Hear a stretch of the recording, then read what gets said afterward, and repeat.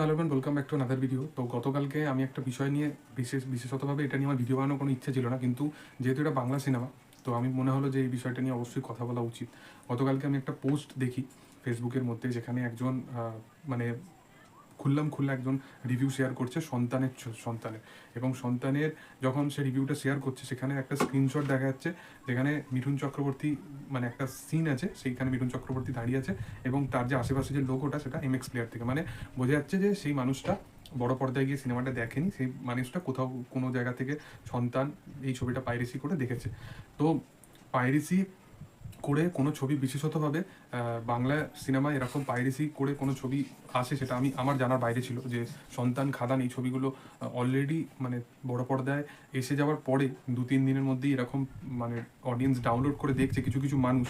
তো এটা অবশ্যই কিছু জনের জন্য মানে একটা ছবির সাথে বিশেষতভাবে শুধুমাত্র সেই সুপারস্টারটাই থাকে না, এবং তার প্রত্যেকটা ক্রু মেম্বার, প্রত্যেকজনেরই একটা অবশ্যই একটা প্রাপ্য টাকা থেকে শুরু করে বাজেট সব কিছুই কিন্তু থাকে। তো আমার মনে হয় যে প্রত্যেকটা ছবি নয়, যতদিন তুমি বড় পর্দায় যাবে না, তাহলে তুমি ওটিটির জন্য ওয়েট করে যাও, বা টিভিতে যখন দেবে সেটার জন্য ওয়েট করে যাও।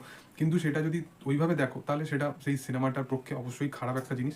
এর সাথে সাথে আমরা এমন কিছু সিনেমা অবশ্যই দেখে থাকি যেগুলো বিশেষতভাবে এখানে সিনেমা হল পায় না, এবং সেই ছবিগুলো খুব ভালোভাবে সার্কুলেট করছে মার্কেটের মধ্যে। তো সেখানে সেই জিনিসগুলো দেখা যায়, এবং সচরাচর হিন্দি মুভির ক্ষেত্রে বা সাউথ মুভির ক্ষেত্রে এটা দেখা যায় যে একদিন বা দুদিনের মধ্যে সেই ছবিগুলো মোটামুটি অনলাইনে চলেই আসে।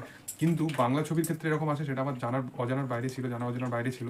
এবং সেই জিনিসটা অ্যাকচুয়ালি ওপেনলি সে এরকমভাবে জিনিসটাকে শেয়ার করছে, মানে লিঙ্ক শেয়ার করছে কিনা আমি জানি না, কিন্তু স্ক্রিনশটটা আমি দেখতে পেয়েছি।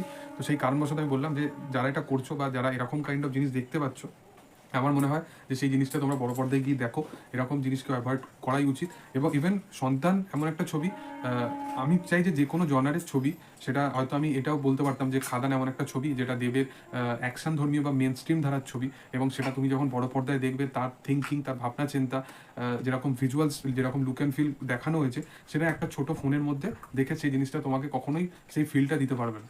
কিন্তু আমি প্রত্যেকটা জনারের ক্ষেত্রেই বলতে চাই, সেটা মিঠুন চক্রবর্তীর সন্তান হোক বা চালচিত্র হোক, যে কোনো ছবি হোক, প্রত্যেকটা ছবি যখন তুমি বড় পর্দায় দেখবে, তার যে একটা লুক অ্যান্ড ফিল হয়, সেটা কখনোই একটা ফোন বা টিভি সেই জিনিসটাকে কখনোই ভরপাই করতে পারে না। তো আমার মনে হয় যে এই রকম কাইন্ড অফ ছবি, এবং মাঝে মধ্যেই এরকম 3-4টে এরকম ছবি আসে, এবং বছরে হয়তো 2-1বারই এরকম টাইম আসে যেখানে বাংলা সিনেমা মুক্তি পায় 3-4টে করে। তো সেই জায়গায় দাঁড়িয়ে আমার মনে হয় না যে কোনোদিন এই বিষয়বস্তুগুলো বা এই জিনিসগুলো করা উচিত। আমার মনে হয় যে টিকিট কেটে সিনেমা হলে গিয়ে সিনেমাটা দেখাই উচিত। যাই হোক, তোমাদের এই বিষয়বস্তুগুলো নিয়ে কি বক্তব্য অবশ্যই কমেন্ট সেকশনে আনতে পারো। ভিডিও যদি ভালো লেগে থাকে, লাইক শেয়ার সাবস্ক্রাইব করে দিও। Thank you all, by.